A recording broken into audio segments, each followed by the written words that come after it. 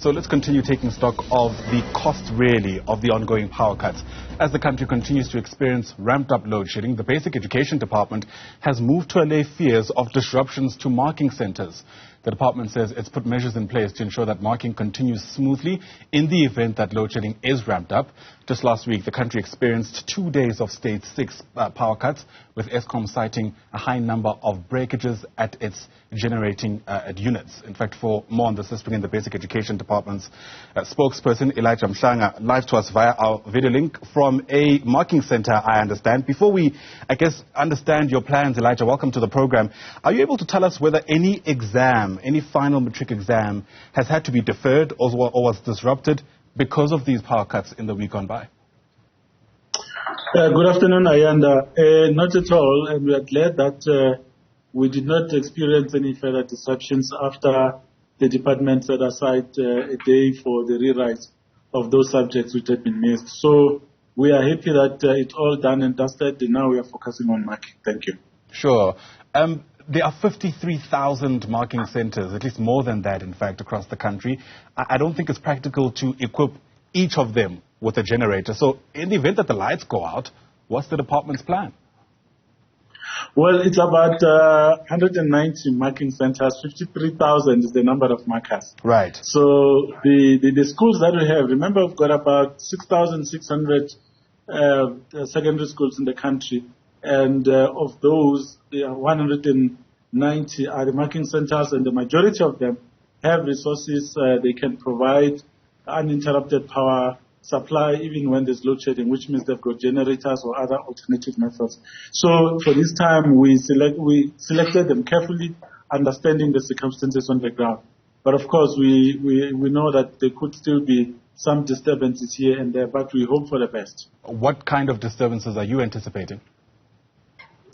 Well, the marking itself is not so much of a big problem, but when it comes to capturing, we don't expect that there will be challenges because there will be power supplied through generators. But we know one of the schools that had to rewrite this past week, in fact, already had a generator, but that generator itself malfunctioned, and it caused an explosion which damaged all the 14 computers. So even with a generator, if it doesn't kick in, if it doesn't work, you might not be able to do what you need to do. So the message here is that we need a reliable power supply from Eskom for us to be able to do what we need to do without having to look behind our backs in terms of what could possibly happen. So we don't want to be nervous. We want to do this job freely and comfortably. But it's not just about the marking itself.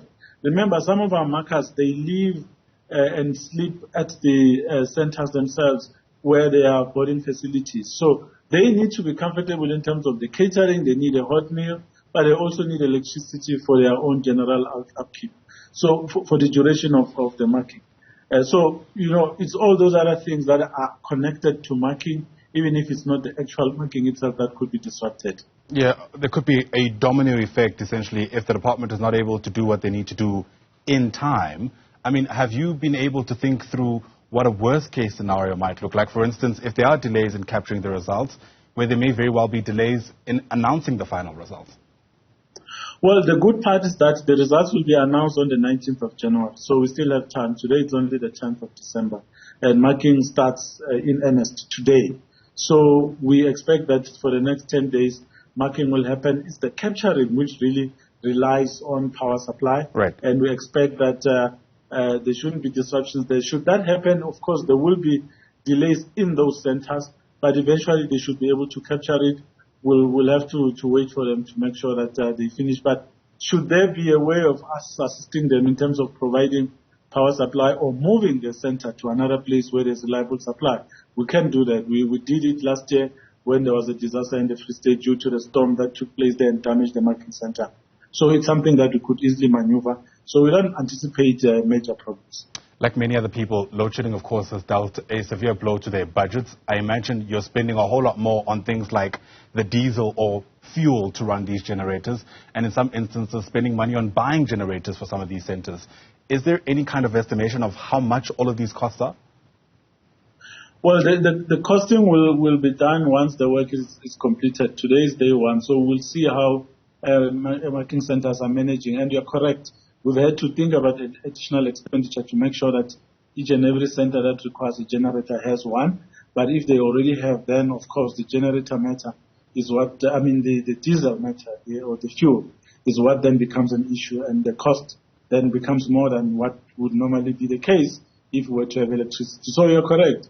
Load shedding is costly, and it's something that we don't really want to see happening into the future, because it makes us work under nervous situations, especially when you look at the programming that we do, because everything in all the 9 provinces must be done on the same day, all the time, finish on time. And we don't want anyone lagging behind, because the way the system is structured, we can't carry on if another province or another center is not done submitting the information, because it all comes to one central mainframe where all the information is viewed from. Yeah. The ongoing concern for many people is the kind of security risk that load shedding also presents. I mean, sometimes if you don't have power, some of your mechanisms to protect, let's call it property, in any particular area is compromised. How worried are you about that as a department, especially considering how important it is to secure these marking centers during this period? No, you're asking a very important question, because the scripts need to be protected, they need to be secured for us to be able to continue with the work and knowing which batch comes from which center, because they are all numbered. So we need to be able to account for each and every one of them. And you're correct. If you are not able to protect that, then it becomes a problem, because it means that some learners could be disadvantaged if some of the documents were to get lost. That's why, as I said earlier, even in the situation in the Free State, when we met that crisis, we had to work very hard to piece together the documents that had been damaged in that heavy rain. So theft could be even more serious because you might not recover what you've lost. So you are correct. We need to work extra hard to increase the security measures and make sure that there's visibility, and that the documents, wherever they are, and of course our computers, which we use to capture the marks back to DBE, are protected and secured at all times, at least until the end of the marking process. Yeah. As a department, are you satisfied with how this particular session of the exams have gone, notwithstanding the challenges?